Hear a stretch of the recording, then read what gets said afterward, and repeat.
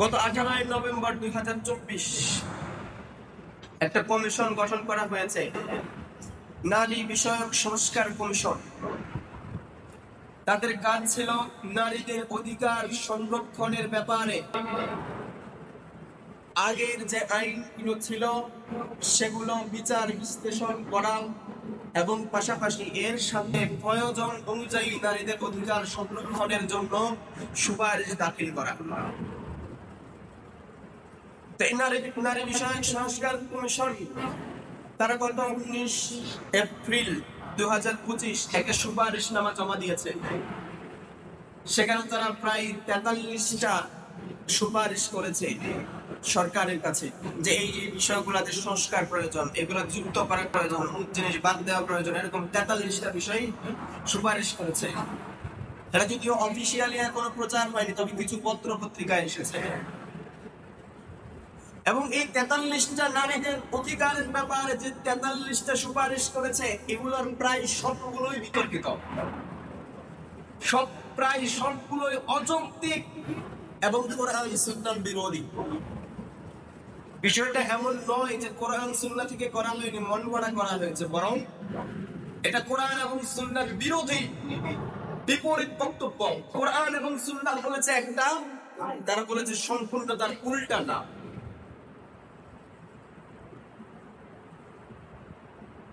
তাদের দাবিগুলো অনেকগুলো দাবির মধ্য থেকে বাছাইকৃত কয়েকটা দাবির কথা বলছি। আমি একটু আগে বসে বসে এখানে নোট করছিলাম, এতগুলা দাবি, এত যৌক্তিক কথার মধ্যে কোনটা আসলে বেশি দরকার, কোন কথাটা আগে বলা দরকার। চলেন আমরা কয়েকটা পয়েন্ট নিয়ে কথা বলি।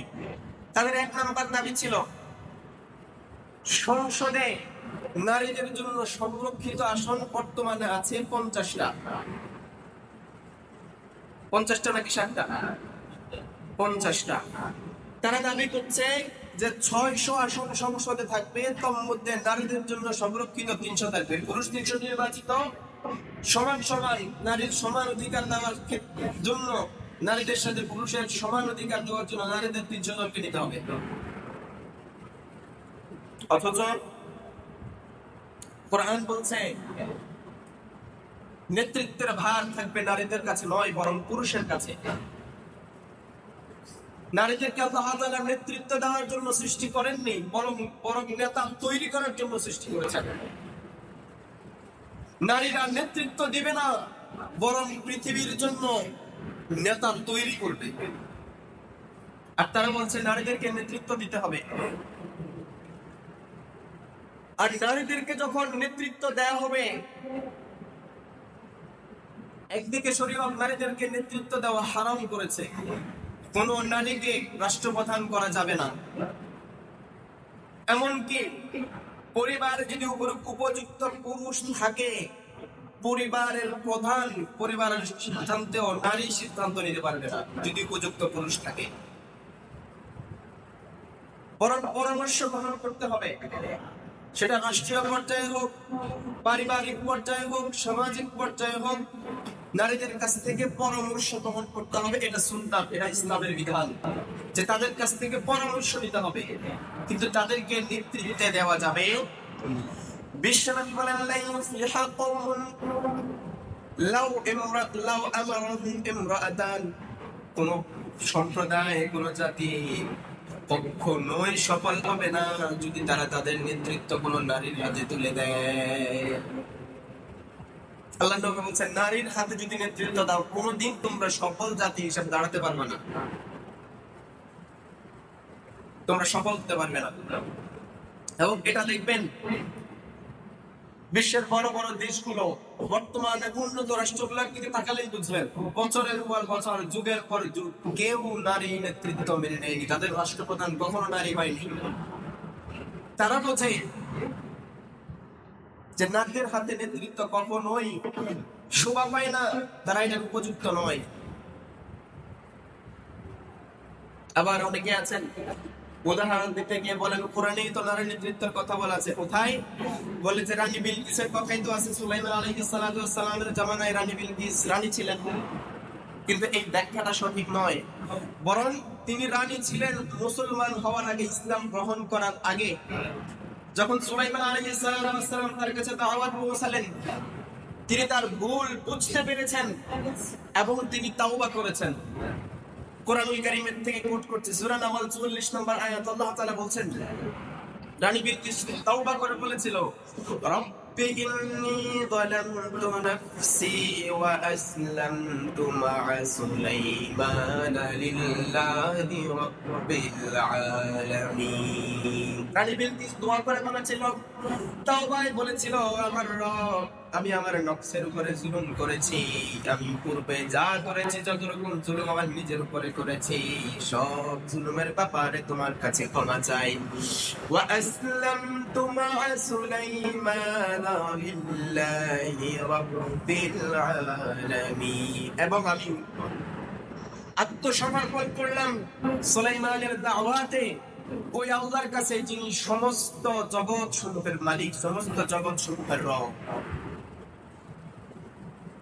তাহলে রানী বিলকিস, ওনার উদাহরণ দিয়ে যদি কেউ বলে তার নেতৃত্ব কোরআনে আছে, তার ভুল ব্যাখ্যা করে। মূলত তিনি ইসলাম গ্রহণ করার পরে আল্লাহর কাছে তাওবা করেছেন তার পূর্বের সকল গুনাহের জন্য। তাহলে তাদের এই নারী বিষয়ক সংস্কার কমিশনের প্রথম এবং প্রধান যে বিষয়টা বললাম, যে নারীদের জন্য সমান সমান আসন রাখতে হবে, এটা সম্পূর্ণ অযৌক্তিক। নারীরা নেতৃত্বের জন্য সৃষ্টি হয়নি, বরং নেতা জন্ম দেওয়ার জন্য সৃষ্টি হয়েছে। এরপরে আসেন বিবাহের ব্যাপারে। কমিশন বলছে, বিবাহের ব্যাপারে নারী যেন নিজের সিদ্ধান্ত নিজে নিতে পারে, পরিবার যেন এই ব্যাপারে হস্তক্ষেপ না করে। অথচ বৈজ্ঞানিকভাবে প্রমাণিত নারীরা আবেগপ্রবণ, বিবেকের দরজা তাদের খুব দেরিতে খোলে। আর ইসলাম বলছে বিবাহের ব্যাপারে নারী নিজের সিদ্ধান্ত সরাসরি নিবে না, বরং তার পরিবারের সিদ্ধান্তের সাথে, তার পরিবারের পরামর্শক্রমে সে যেখানে রাজি হবে, বৈবাহিক সম্পর্কে আবদ্ধ হওয়ার জন্য যেখানে সে সন্তুষ্ট চিত্তে মেনে নিবে, পরিবার তাকে সেখানে বিয়ে দিবে। আল্লাহ বলছেন, ফালা তা'দুলুহুন্না আন ইয়ানকিহনা আসওয়াজাহুন্না ইযা তারাদাউ বাইনাহুম বিল মা'রুফ। ন্যায়সঙ্গতভাবে নারীরা যেখানে বৈবাহিক বন্ধনে আবদ্ধ হওয়ার জন্য রাজি হয়, সন্তুষ্ট চিত্তে তোমরা সেটাকে মেনে নাও। অর্থাৎ আল্লাহ তাআলা নির্দেশ দিয়েছেন পরিবারকে, ওয়ালিকে, অভিভাবককে। সুতরাং নারীদের নিজের সিদ্ধান্ত নিজে নেওয়া এটা কোরআন বিরোধী কথা। তবে যদি কোনো অভিভাবক না থাকে, অথবা কোনো নারী যদি তালাকপ্রাপ্তা হয় অথবা বিধবা হয়, সেই ক্ষেত্রে নারীদের সিদ্ধান্ত গ্রহণে নারীদেরকে অগ্রাধিকার দিতে বলা হয়েছে। সেখানেও অভিভাবকদেরকে একেবারে মাইনাস করার কথা বলা হয়নি, বরং সেখানে নারীদের সিদ্ধান্তকে অগ্রাধিকার দিতে বলা হয়েছে, যদি নারী বিধবা অথবা তালাকপ্রাপ্তা হয়।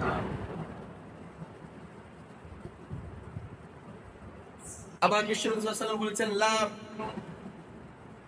লা নিকাহা ইল্লা বি ওয়ালি, অভিভাবক ছাড়া, অভিভাবকের মধ্যস্থতা ছাড়া কোনো বিয়ে নাই। আর এরা বলছে যে নারী বৈবাহিক ক্ষেত্রে নিজের সিদ্ধান্ত নিজে নিতে হবে, পরিবারের যেন হস্তক্ষেপ না করে। তারপরে তালাকের ক্ষেত্রে বলছে নারী পুরুষের সমান অধিকার।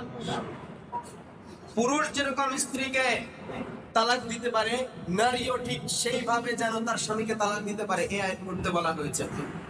অথচ ইসলাম বলছে কোন নারী ইচ্ছা করলে তার স্বামীকে সরাসরি তালাক দিতে পারবে না, বরং পুরুষ স্ত্রীকে তালাক দিবে। আর কোন নারী যদি মজবুর হয়, বিষয়টা এমন হয় যে ওই পুরুষের সাথে সংসার করা কোনোভাবেই সম্ভব না।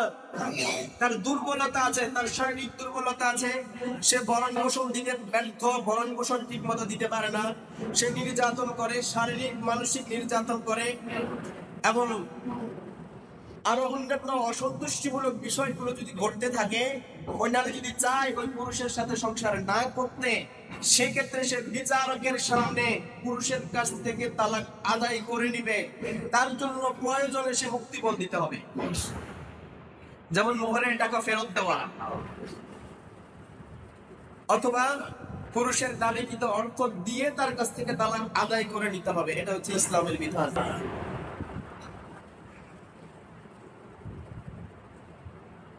এজন্য কোন নারী কোন পুরুষকে তালাক দেওয়া এটা ইসলামী শরীয়ত সমর্থন করে না, বরং তালাক স্বামী দিবে স্ত্রীকে। আর এরা বলছে উল্টো কথা, সম্পূর্ণ উল্টো কথা। এরপরে আসেন, তারা বলছে উত্তরাধিকার আইনে, অর্থাৎ বাবার সম্পদে মেয়ে অর্ধেক পায় আর ছেলে মেয়ের দ্বিগুণ পায়। এরকমটা কেন হবে? এই উত্তরাধিকার সম্পদে ছেলে মেয়ে উভয়ের সমান অধিকার দিতে হবে। অথচ এই বেয়াদব গুলো এরা বুঝেও না অধিকার কাকে বলে, এরা অধিকার কাকে বলে বুঝেও না। এরা নিকৃষ্ট জ্ঞান পাপী। এদের জন্মই হয়েছে ইসলাম বিদ্বেষের জন্য, এদের জন্মই হয়েছে কোরআন এবং ইসলামের বিরোধিতা করার জন্য। আল্লাহ বলেছেন, ইউসিকুমুল্লাহু ফি আওলাদিকুম লিযাকারি মিসলু হাদ্দিল উনসায়াইন। রব্বুল আলামিন তোমাদেরকে নির্দেশ দিচ্ছেন তোমাদের সন্তানদের ব্যাপারে, মৃত ব্যক্তির সন্তানদের জন্য মৃত ব্যক্তির সম্পদে দুই মেয়ে যা পাবে এক ছেলে তাই পাবে। এখন আল্লাহ এই বিধান দিয়েছেন, তারা এই দিকে একদিক দেখেই শুধু দৌড় দিল যে উভয়ের সমান দিতে হবে, কারোর অর্ধেক কারোর বেশি কেন দেওয়া হলো? অথচ ইসলাম নারীদেরকে অধিকার দিয়েছে, দায়িত্ব দেয়নি। কথা বুঝছেন? ইসলাম নারীদেরকে দিয়েছে অধিকার, দায়িত্ব দেয় নাই। দায়িত্ব আর অধিকার কি জিনিস? চলেন একটু উদাহরণ দেই। ধরেন বাবা মারা গিয়েছে, এক ভাই এক বোন বেঁচে আছে। বাবার ব্যাংক অ্যাকাউন্টে বা সকল বিষয় আশয় সম্পদ সব মিলিয়ে ধরেন 3 লাখ টাকা। এখন দেখেন, এই 3 লাখ টাকা থেকে উত্তরাধিকার সম্পদের হিসাবে আল্লাহর নির্দেশ অনুযায়ী বোন পাবে 1 লাখ টাকা, ভাই পাবে 2 লাখ টাকা। এখন ইসলাম বলছে যেহেতু বাবা নাই, বোনের যতদিন বিয়ে না হয় বোনের সম্পূর্ণ ভরণ পোষণ থেকে শুরু করে সব দায়িত্ব ভাই বহন করবে। বোনের যখন বিয়ে দেওয়া হবে, বিয়েতে খরচ করবে ভাই, বোনের টাকা থেকে বোন খরচ করতে বাধ্য নয়। দুইটা খরচ। এরপরে বোনের যখন বিয়ে হবে, সে মোহরের টাকা পাবে স্বামীর কাছ থেকে, পাবে কিনা?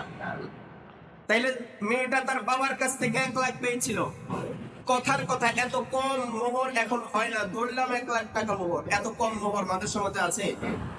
নাই, কোথাও নেই। ধরলাম 1 লাখ, তাহলে স্বামীর কাছ থেকে সে মোহর পেল আরো 1 লাখ। বাবার উত্তরাধিকার সম্পদ থেকে পাইছিল 1 লাখ, ওটা পুরাই জমা আছে। স্বামীর কাছ থেকে মোহর হিসেবে পেল 1 লাখ, পুরাই জমা আছে।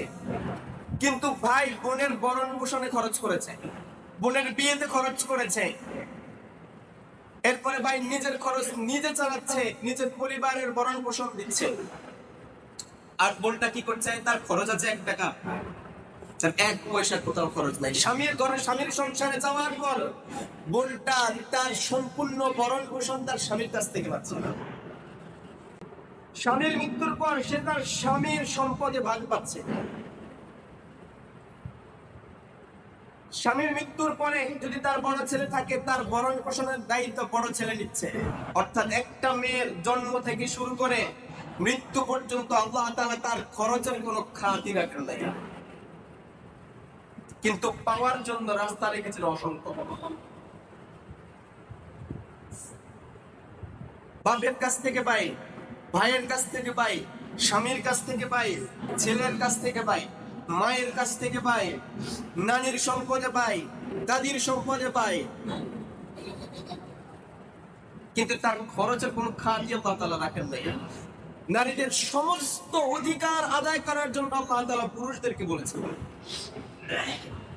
পুরুষদের দায়িত্ব হচ্ছে নারীদের অধিকার বুঝিয়ে দেওয়া, আর এরা চাইছে যে সমান অধিকার। এখন যদি সমান অধিকার দিতে যায়, ন্যায্য অধিকার আর সমান অধিকারের মধ্যে পার্থক্য আছে না নেই? মনে করেন এক ফ্যামিলিতে 3 জন মানুষ আছে, স্বামী, স্ত্রী, একটা ছোট সন্তান। স্বামী, স্ত্রী, ছোট সন্তান। এখন সমান অধিকার আর ন্যায্য অধিকারের পার্থক্যটা বলতেছি, দেখেন। সকালের নাস্তায় ধরেন স্বামীর লাগে 2টা রুটি, স্ত্রীর লাগে 1টা রুটি, সন্তানের অর্ধেক হইলে হয়। এখন সমান অধিকার যদি দিতে যান, স্বামীর জন্য 2টা ঠিক আছে, স্ত্রীর লাগে 1টা, আপনি 2টা দিচ্ছেন, একটা অবচয় হইল না? তার উপরে সন্তানের 1টাও লাগে না, অর্ধেক লাগে, তারা দিলেন আপনি 2টা। এর খাবারটাও খাইতে পারবে, ওর জন্য এটা সুইটেবল হইলো? আচ্ছা কমাই দেন তাইলে। স্বামীরও 1টা দেন, স্বামীর ভাগে কম পড়লো কয়টা? স্বামীর 1টা কম পড়ে গেল। আবার স্ত্রীর জন্য যদিও ঠিক থাকে, কিন্তু সন্তানের জন্য তাও অর্ধেক বেশি, তাহলে বিষয়টা ন্যায্য হইলো? তাহলে আরো কমায় দেন, 3 জনের অর্ধেক অর্ধেক খায়, তাহলে স্বামী বেচারার 1.5টা রুটি কম পাইলো, তার খাবারের 2 ভাগে কম পাইলো। স্ত্রী অর্ধেক পাইছে, অর্ধেক পাই নাই, সন্তানের জন্য শুধু ঠিক আছে, তাহলে এখানে ন্যায্যতা হয় নাই। কিন্তু যদি স্বামীর জন্য 2টা হয়, স্ত্রীর জন্য 1টা হয়, সন্তানের জন্য অর্ধেক হয়, তাহলে ন্যায্য হয়েছে কি হয় নাই? সবার প্রয়োজন পূরণ হয়েছে, এখানে কারোর জন্য কম বেশিও হয়। ইসলাম ন্যায্য অধিকার দেয়, সমান অধিকার দেয়। এজন্য স্ত্রীদেরকে, মহিলাদেরকে আল্লাহ তাআলা অধিকার দিয়েছেন, কিন্তু দায়িত্ব দেন। একজন ছেলে তার বয়স যখন, সে যখন প্রাপ্তবয়স্ক হয়ে যাবে, বাবার উপর বাধ্যতামূলক নয় ওই সন্তানের ভরণ পোষণ দেওয়া।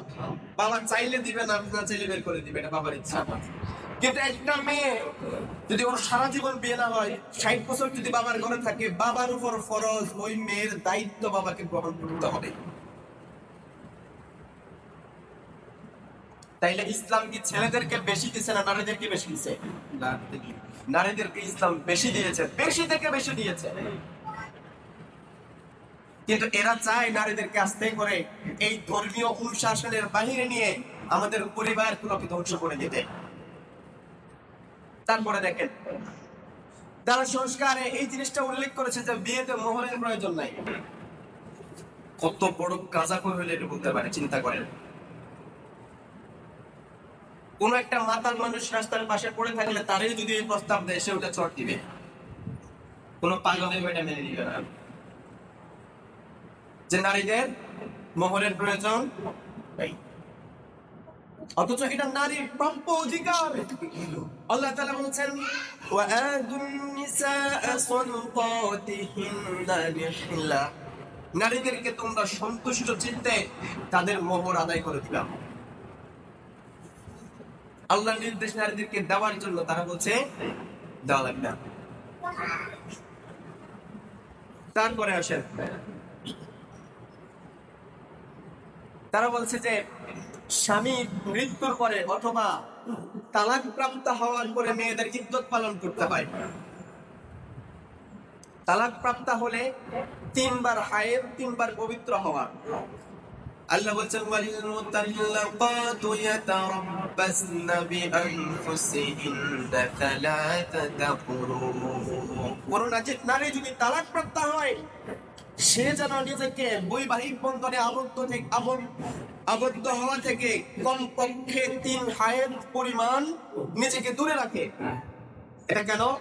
কারণ 3 বার হায়েজ হয়ে যাওয়া মানে একজন নারী এটা নিশ্চিত যে তার পূর্বের স্বামী থেকে তালাক প্রাপ্ত হওয়ার আগে সে গর্ভবতী হয়নি। এটা নিশ্চিত হওয়ার জন্য, এবং পরবর্তী স্বামী যখন সে গ্রহণ করবে, সেখান থেকে যে সন্তান আসবে সেটা পিওর ওই পুরুষের সন্তান, তার বাবা নির্দিষ্ট থাকবে। আর যদি এই 3 মাসের মধ্যে প্রমাণিত হয়ে যায় উনার গর্ভে আগে থেকে সন্তান আছে, তাহলে সন্তান প্রসব করা পর্যন্ত তাকে অপেক্ষা করতে হবে।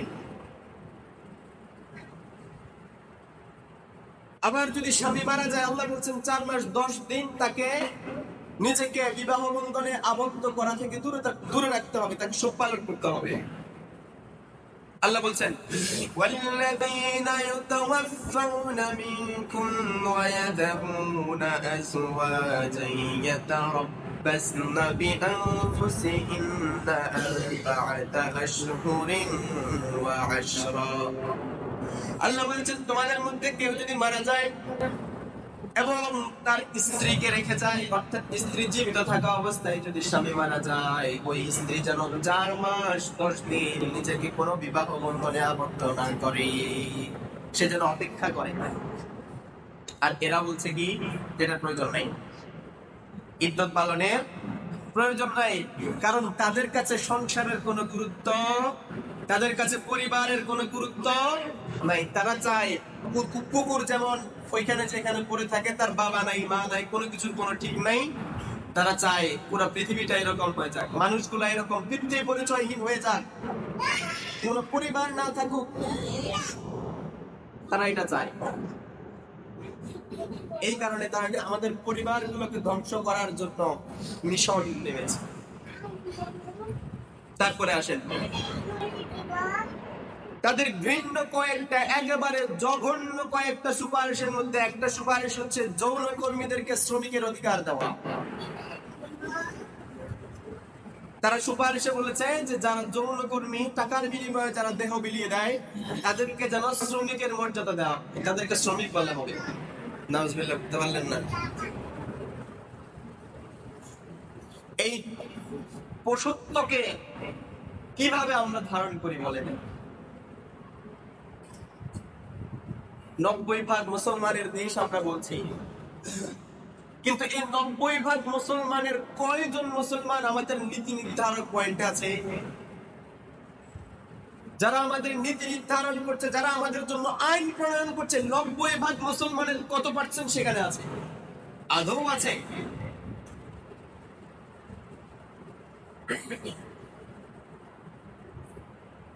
অথচ এটা যে নোংরা কাজ, এটা যে জঘন্য কাজ, পৃথিবীর সবচেয়ে নিকৃষ্ট, নোংরা, জঘন্য, মুখে তোলার মতো শব্দ নয়, এটাকেও তারা বলছে অধিকার। এটা শুধু ইসলাম ধর্মে নয়, পৃথিবীর সমস্ত ধর্মে প্রত্যাবৃত্তি নিষিদ্ধ। সব ধর্মেই বলা হয়েছে এটা ঘৃণিত। পৃথিবীতে 1600-র উপরে ধর্ম আছে, কোন ধর্মেই প্রত্যাবৃত্তিকে অধিকার বলা হয় নাই, বরং এটাকে ঘৃণিত কাজ বলে চিহ্নিত করা হয়েছে। আর এই কুকুরগুলো বলছে এটাকে অধিকার দিতে হবে, এটাকে সার্টিফিকেট দিতে হবে। আল্লাহ বলছেন ওয়ালা তাকরাবুজ জিনা ইন্নাহু কানা ফাহিশাতান ওয়া সাআ সাবিলা। খবরদার জিনার কাছেও যাবা না, জিনার ধারে কাছেও যাবা না, কেননা এটা হচ্ছে এমন একটা কাজ, এটা হচ্ছে ফাহিশা, নোংরা এবং অত্যন্ত মন্দ একটা পথ। এটা শুধু ইসলাম নয়, কোন ধর্ম এটাকে সাপোর্ট করে না। আবার মিশনারি বলছেন লাআনাল্লাহু যানিয়া ওয়াজ যানিয়া, জিনাকার পুরুষ এবং জিনাকারিনী নারীর উপরে আল্লাহর লানত। কিন্তু এই এমন একটা ঘৃণিত কাজকে তারা বলছে এটাকে পেশা হিসাবে স্বীকৃতি দেওয়ার জন্য।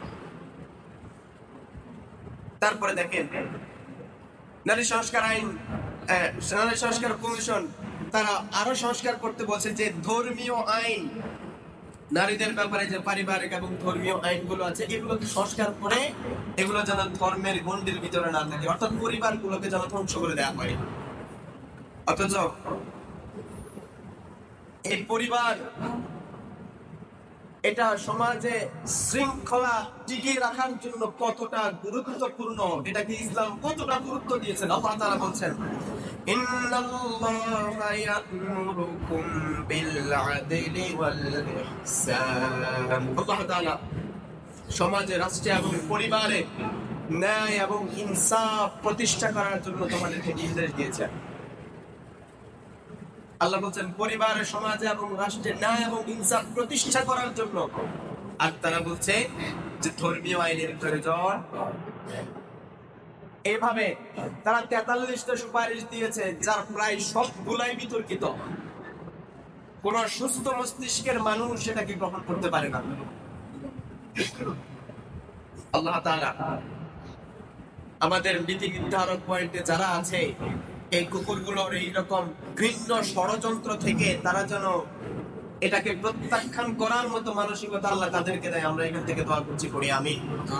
এবং আমরা মন থেকে, আমাদের বিবেক থেকে, আমাদের ঈমানের তাড়নায় এই ধরনের ঘৃণ্য আইন সংস্কারকে আমরা প্রত্যাখ্যান করছি।